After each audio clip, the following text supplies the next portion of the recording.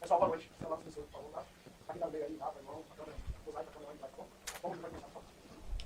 Sim, muito boa noite. Juliana falando aqui da TVE. Estamos ao vivo ainda com a transmissão desse Bavi 500. Primeiro clássico do ano. Queria que você fizesse uma avaliação desse Bavi 500 em especial. Primeiro tempo, segundo tempo, bastante diferente. Queria saber...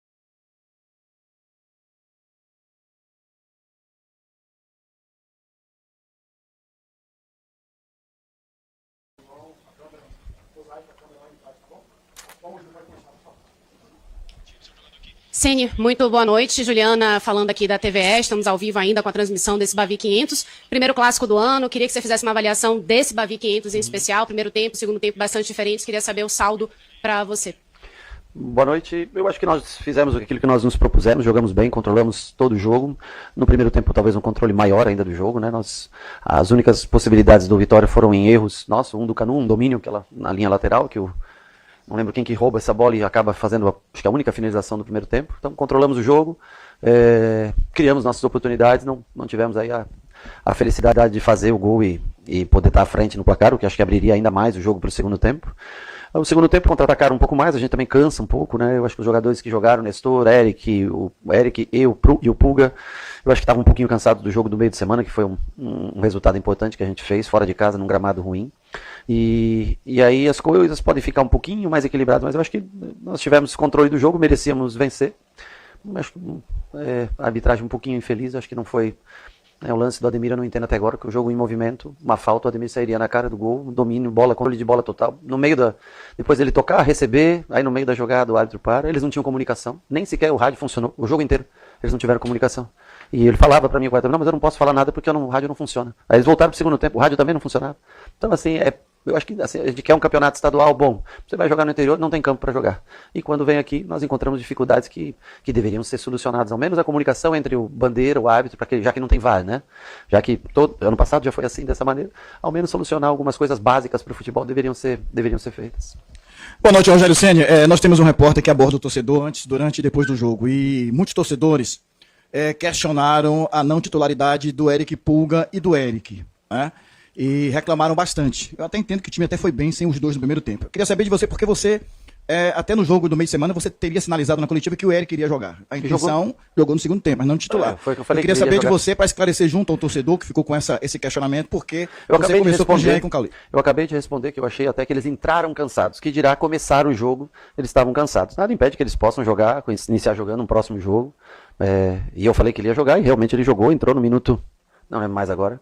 Mas eu acho que o time fez um primeiro tempo impecável e nada impede. Eu acho que os dois têm, tanto o Eric quanto o Nestor, quanto o Pulga, todos têm capacidade. É para isso que nós contratamos jogadores de meio campo, para manter a qualidade do time. Hora começa o Eric, hora que começa o Jean, hora começa o Everton, hora começa o Nestor, e assim sucessivamente. E o Pulga também. Lógico que vai começar jogos, como começou no meio de semana, mas ele foi um jogo pesado, né, no início da semana. E eu acho que é para isso que a gente reforça o time, para ter boas alternativas de jogo. Nada impede que eles comecem numa próxima oportunidade.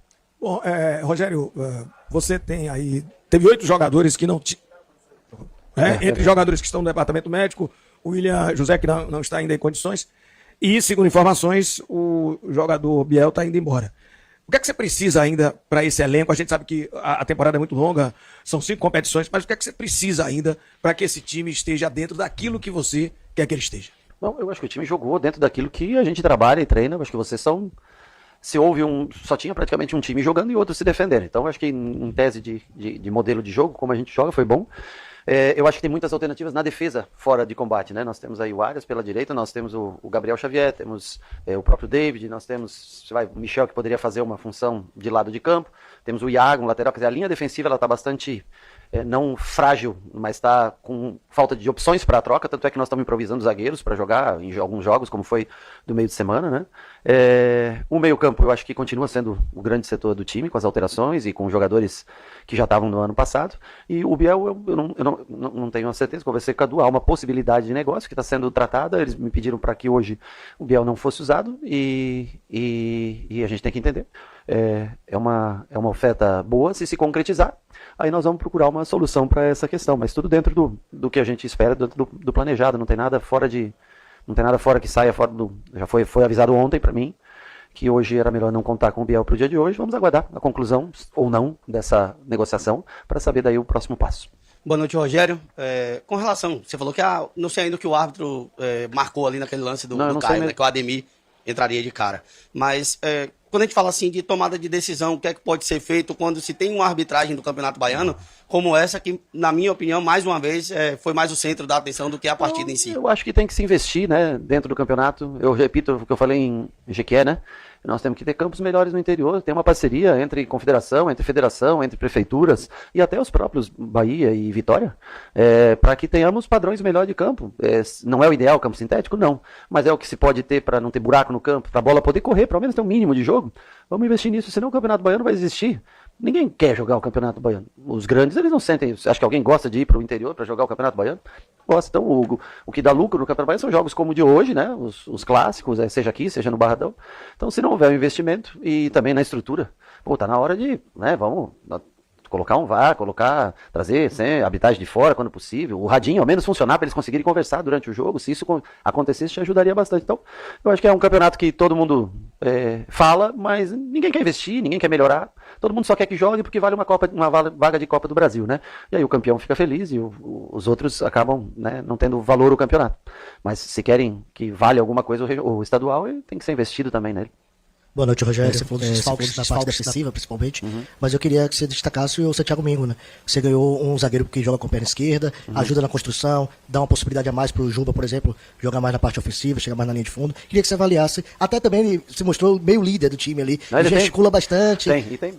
Desculpa. Não, entendeu? E eu queria que você avaliasse a chegada do Mingo e a participação dele, não só no clássico, mas desde a sua chegada. Ele tem uma boa atuação no sentido de comunicação, é um cara que tem liderança, organização de saída de jogo.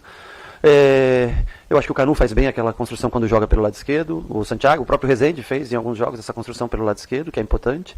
E a gente vai devagarinho, vai desenvolvendo. Ele fez o primeiro jogo, fez hoje seu segundo jogo, né, aqui. Mas demonstra, primeiro, ser um menino, cara limpa, bom de se ver gente assim para trabalhar. E tem boa voz ativa. Eu acho que esse é o principal dele, que a gente carece um pouco, né, às vezes disso. E vai evoluir, com o passar do tempo vai evoluir. Logo tem outros zagueiros voltando também para a gente fazer uma escolha de dupla de zaga futura. Boa noite, Rogério Senna, Lino Santana, Portal Notícias no Ar, KS6 TV Web. No primeiro tempo, o Bahia tinha uma superioridade numérica no setor de meio campo. A construção da jogada saía com uma certa facilidade, só que na complementação da jogada, aquele último passe, aquela bola que talvez fosse um pouco mais refinada para que os atacantes ficassem em condições de arremate para gol, isso deixou um pouco a desejar. E, sobretudo, a gente percebe a questão da dificuldade que se tem, eu acho que todas as equipes têm, mas qual a solução para quando você encontra um sistema defensivo montado com a primeira linha alternando entre 4 e 5 e a segunda linha alternando também, dependendo do momento da partida, e o posicionamento desses jogadores nessas linhas para poder fazer com que essas linhas sejam quebradas. O que fazer para que isso possa ter contundência e efetividade? Preencher o posicionamento que sobra. E colocando os espaços, se forem menores, você tem que ter jogadores com mais refino técnico, né? E eu acho que nós fizemos, mesmo com o Vitória escolhendo a linha que ficou, ou seja, eles quase nem pressionaram praticamente saída de bola, mas nós fomos encontrando os espaços e chegamos de todas as maneiras possíveis, mas concordo com você que o último passe, realmente, a definição, até tivemos boas definições, tivemos frente à área, e não tivemos, talvez nem foi no último passe, não, porque, por exemplo, o Lúcio dá um último passe muito bom pro Pulga, no segundo tempo, onde ele tenta o drible no goleiro, né? Então nós tivemos a situação mesmo, ele jogando em bloco baixo, a situação de adentrar com chance de finalização. Nós não tivemos bons arremates, nós sofremos talvez do mesmo que aconteceu no ano passado, a gente criava bastante e não conseguimos concluir em gols as situações criadas, mas nós jogamos bem com o Vitória jogando em linha abaixo os primeiros 45 minutos e nós conseguimos estar várias vezes à frente do gol, e com um detalhe bem interessante, que nós cedemos pouquíssimo espaço ao Vitória. O Vitória não teve espaço praticamente, teve 1 ou 2 contra-ataques no primeiro tempo inteiro. No segundo, o time vai cansando um pouco. Eu acho que também o planejamento de ter deixado esse time aqui, treinando e recuperando, eu acho que foi importante para a gente ter essa superioridade. E a gente segue planejando. Levamos o limite que dava para tentar fazer os pontos que eram necessários contra o Jequié, para estar hoje vivo na competição, porque senão seria frustrante se não tivesse a vitória lá e hoje tivesse esse empate, que é possível acontecer no futebol. Mas a gente veio, eu acho que o time jogou bem, cara. Teve um time que comandou o jogo, que teve, né, o ritmo, ditou o ritmo do jogo, foi o Bahia. Eu acho que isso já é algo que nos deixa feliz. Não deixa feliz é o resultado dentro da nossa casa, 48 mil pessoas. A gente queria entregar, logicamente, o triunfo para o torcedor. Mas eu acho que a gente faz uma boa apresentação e continuamos com alguns defeitos na hora de finalizar, que realmente nós, né, poderíamos ter saído vencedor no jogo de hoje. Rogério, boa noite. Pegando o gancho da pergunta do colega, ele falou sobre o sistema defensivo. Como é que está a situação do Gabriel Xavier? Ainda vai demorar um pouco para voltar? Como é que está a recuperação dele? Bom, a última vez que vocês perguntaram, né? Eu acho que o Gabriel Xavier volta a treinar com a gente essa semana já. Acho que na segunda-feira o Gabriel Xavier volta a treinar com a gente. David já está treinando com a gente também e vamos ter mais um exame para fazer hoje ou amanhã ou segunda-feira. Aí tem uma programação para Arias e para Michel, para voltarem em breve também.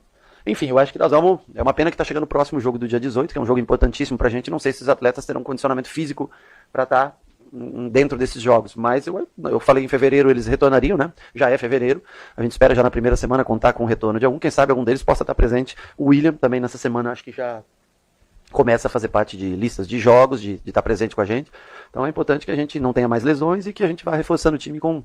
Eu acho que o que mais é Santiago e o Santiago Arias, né? E o Michel, que ainda talvez essa semana não consigam estar com a gente, mas os outros vão ser integrados. Boa noite, professor. Um jogo com um clássico do tamanho do Bavi, é o clássico número 500, eu disse que ia colocar o seu melhor em campo, e assim o fez.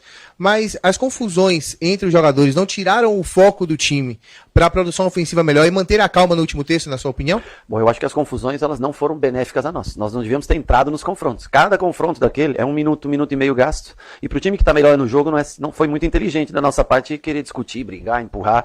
Eu acho que mostra, logicamente, você é o dono da sua casa, você quer mostrar para o torcedor, né, que você tá na briga, no jogo, que não é só na técnica, que é também na vontade. Mas se você analisar friamente, você não deveria gastar aquele tempo discutindo, né? Então é uma coisa que a gente tem que estar mais concentrado no jogo. Lógico que todo mundo, ninguém quer levar desaforo para casa, toda aquela coisa, de um mostrar que mas é pouco, nós devemos aproveitar melhor o tempo, não ter entrado naquelas discussões que foram 3 ou 4 vezes ali, onde se pede o tempo e às vezes, logicamente, como você falou, até a concentração um pouquinho se pede. Temos que tentar entender isso, porque quando não tem VAR, todo mundo quer se aproveitar para ganhar tempo e gastar tempo, né? E eu acho que ali nós poderíamos ter evitado um pouco esse confronto. Não foi bom para nós, foi bom para o Vitória. Os confrontos que existiram foi para esfriar o jogo no momento que a gente era bem superior na partida. Professor, boa noite. Diante da circunstância da partida, o empate não teve um gosto amargo? Todo o Bahia criou mais chance do que o Vitória? Assim, o Bahia criou mais chances, teve mais domínio de jogo, teve as oportunidades, jogou dentro da sua casa, com a sua torcida. Era para ter saído vencedor, mas isso a gente não pode controlar. Nós controlamos o jogo, tivemos as melhores oportunidades, o Vitória se defendeu bem, né? Mas, logicamente, que a gente sai frustrado por não ter conseguido jogar bem e não conseguir 3 pontos que nos dariam a liderança compartilhada da competição.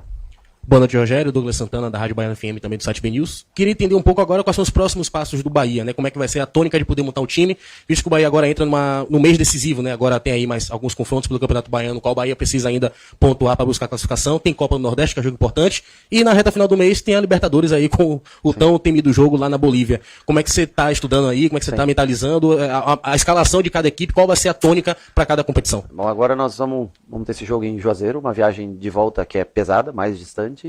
Mas nós vamos analisar cada jogo sim, nós não vamos usar nós vamos mais ou menos o mesmo critério da última viagem, né, que teve para Jequié. Alguns ficam aqui se preparando para o jogo do final de semana, para a gente mesclar ainda o que pode nessas 3 próximas rodadas e condicionar o melhor jeito possível todos para daí fazer as escolhas necessárias para o jogo fora de casa, que tem uma tônica, a gente sabe que a parte física ela demanda muito da parte física, né?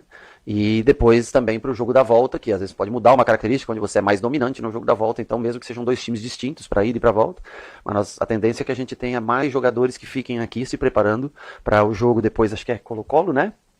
E quem? Me ajudem? Colo-Colo, América e... Não, o Juazeirense é o próximo fora, depois é Colo-Colo, América e Barcelona, se eu não me engano, né? Todos e que a gente... Desculpa? Todos os jogos são em Salvador. Então, pra gente vamos arriscar um pouco nesse jogo fora de casa, vamos arriscar um pouco para ter o melhor time nos 3 próximos jogos, sem desgastar todo mundo, e aí a gente faz as escolhas pro jogo do The Strongest. Boa noite, perdão. Imagina. Reflexo. Eu fiz essa pergunta 2 coletivos atrás, justamente como é que estava a preparação para o jogo do dia 18. Né? Já deu algumas pistas aqui. Mas vocês já decidiram se vocês vão chegar, de fato, em cima da hora ou se vão chegar muito antes do jogo? Como é que está a estratégia do Bahia? Não, já defini... Desculpa. E se vocês também tiver, já como é que tá a estratégia em relação à fisiologia, testes, etc., se puder elucidar assim, pra gente como é que tá a preparação para esse jogo, que é muito específico, poder ajudar. Bacana. Então está sendo feita uma preparação pós-treino ou dia pós-jogo, onde aqueles que jogaram fazem um trabalho com máscaras, tudo, para tentar simular um pouco da perda de oxigênio. Não sei exatamente se funciona ou não, tá? Não tive essa experiência. Normalmente se ganha, funciona, se não ganha, não funciona. Mas você fez uma pergunta antes, desculpa, a primeira... Em relação a chegar Nós vamos da hora. isso que eu tinha lembrado. Nós vamos chegar em cima da hora do jogo, sim. Nós vamos provavelmente para Santa Cruz de la Sierra, onde pousamos e chegamos poucas horas antes do jogo para ter o menor efeito possível, que é o título de causa, né? Eu algumas vezes já joguei nessa situação e uma vez eu fiquei e dá dor de cabeça, é meio. Então assim, nós devemos chegar bem próximo ao jogo, fazer o jogo e regressarmos, né? Mas temos que concentrar no jogo em si, porque essa é a parte difícil, né? Porque chegar não é tão difícil, porque você sai de Santa Cruz ali, é bem baixinho, né? Só sobe praticamente, você nem desce, né? Quando sobe, o avião já tá lá.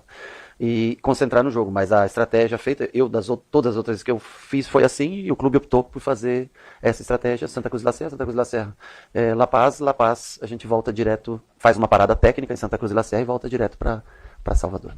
Rogério, boa noite, Costa Filho da TV Bahia. Aproveitando a aspas que você falou agora há pouco aqui no começo da coletiva, quando cheguei, ninguém quer jogar o Campeonato Baiano. É difícil ir para o interior do estado. O próximo jogo do Bahia não é pelo Campeonato Baiano, mas é no interior do estado, num gramado que já deu polêmica envolvendo Vitória e Juazeirense. Bahia é o time de maior investimento da Copa do Nordeste. Diante disso, qual é a responsabilidade do Bahia no jogo contra a Juazeirense fora de casa? Tentar vencer o jogo, independente das peças que sejam escolhidas, mas medindo o risco que tem, porque nós temos outros jogos dentro do Campeonato Baiano do qual a gente precisa pontuar. O campeonato, ele tá funcionando? Escutei. Vocês querem mexer? Pode seguir? O Campeonato Baiano, ele jogar os jogos no interior é muito difícil, né? Mas você tem uma vaga de Copa do Brasil que a gente tem que levar a sério essa competição e é um título possível para o torcedor a gente chegar na fase final. E para isso nós vamos ter que vencer jogos, mesmo não tendo viagens, nós vamos ter que vencer jogos jogando em casa no futuro. A classificação hoje não nos é favorável. E a Copa do Nordeste nós vamos fazer o melhor time que nós podemos dentro das condições que o gramado oferece. Não adianta o Everton Ribeiro para jogar lá, o cara não é a característica de jogo. Acho que nós vamos enfrentar com a maior força física possível e medindo as consequências futuras para os atletas que vão ser, acho que o jogo principal que a gente entende é o The Strongest. Nós vamos utilizar aí, 12, 13, 14 jogadores que vão ficar aqui trabalhando em função dos próximos jogos do Campeonato Baiano e Copa do Nordeste contra o América e também visando a parte física desses jogadores para o jogo do The Strongest. E alguns outros vão, logicamente, os que têm mais características, isso não tem nada a ver com melhor ou pior, é os que têm mais características físicas que se adaptem ao jogo. Boa noite.